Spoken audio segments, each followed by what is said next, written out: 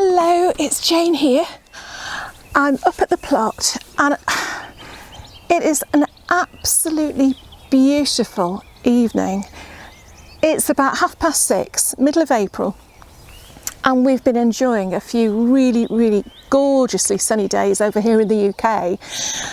And of course, what that means, the sunshine, the light, the fact that the clock's skipped forward an hour, love it or hate it, a couple of weeks ago, means that we have now got time and the resources to be able to enjoy evenings up at the plot again.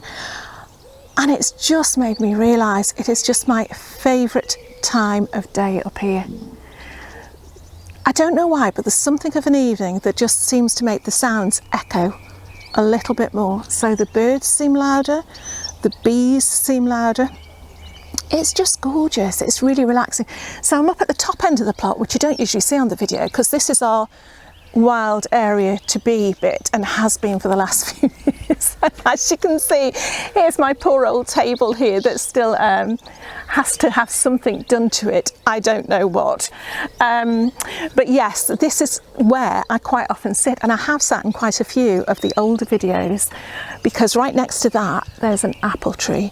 Behind me, I don't think you'll pick them up on the camera, but I've got the huge cooking apple there. I've got the plum tree, I've got the damson tree, I've got the pear tree. And it's just gorgeous, it's just really gorgeous. So what I thought I'd do today, I mean, it's just, I'm going to say quick, you know what that means. It's just a midweek video, and I thought it would be really nice to share this time of day with you. Because believe it or not, people tend to think that I talk quite a bit. I know I do. Certainly when I'm on video, I do, because it's like talking to all of you. I get really excited seeing you again, so that's really good. But to be honest, and I'm sure the majority of you like this, if you're up at the plot on your own, you might not see a soul, you don't talk to anyone, and you can just completely immerse yourself in what you're doing. And that's, you know, for the majority of the time I'm up here, that is what I do. So I thought I'd take you around. I've just got, oh look at that, well you can't see, there's pigeons on next door's cabbage. I do feel like I've got to whisper. It's like being in a library, but I don't want to disturb anything. But yeah, I just thought I'd bring you up. It's end of the day really now. So I've got a few little chores to do that I wouldn't usually bother videoing, but just to give you a little slice of you know, of what it's actually like up here when you're sort of closing down for the evening. So come with me. Let's hope nobody puts their mower on and we'll enjoy a nice bit of peace and quiet.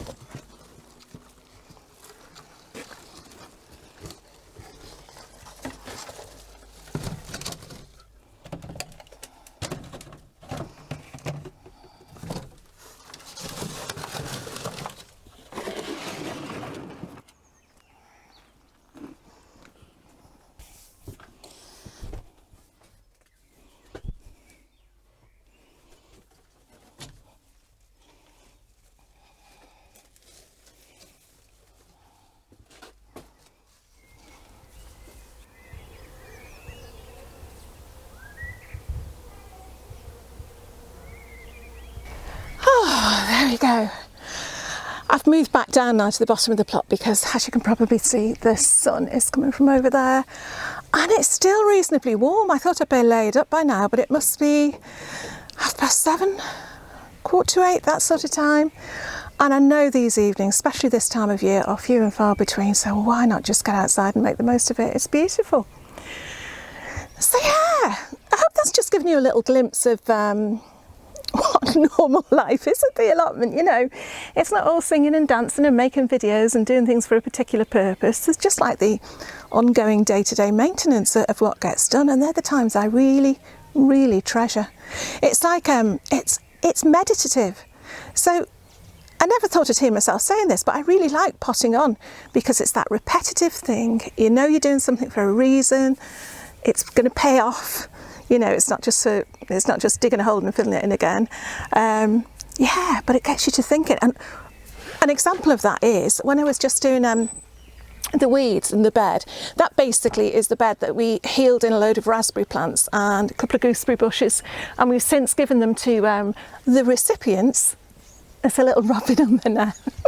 So you're never on your own completely.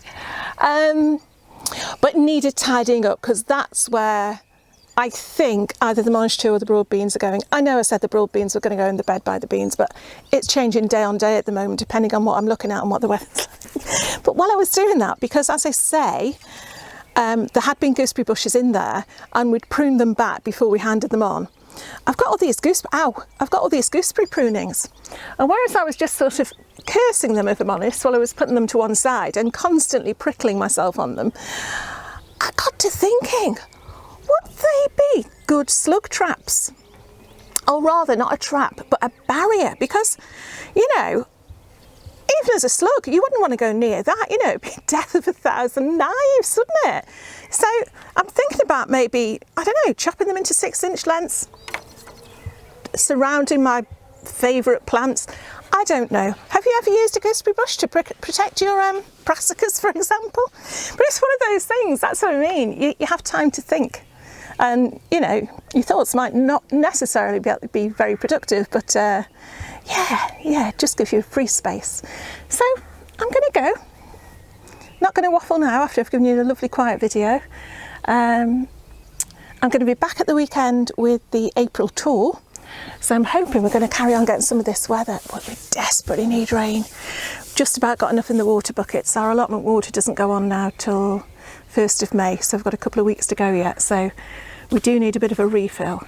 But yeah, I'll catch up with you then and give you a tour and a chat to boot. Okay, but for now, I'm going to wish you a good evening and I'll see you again very soon. Bye.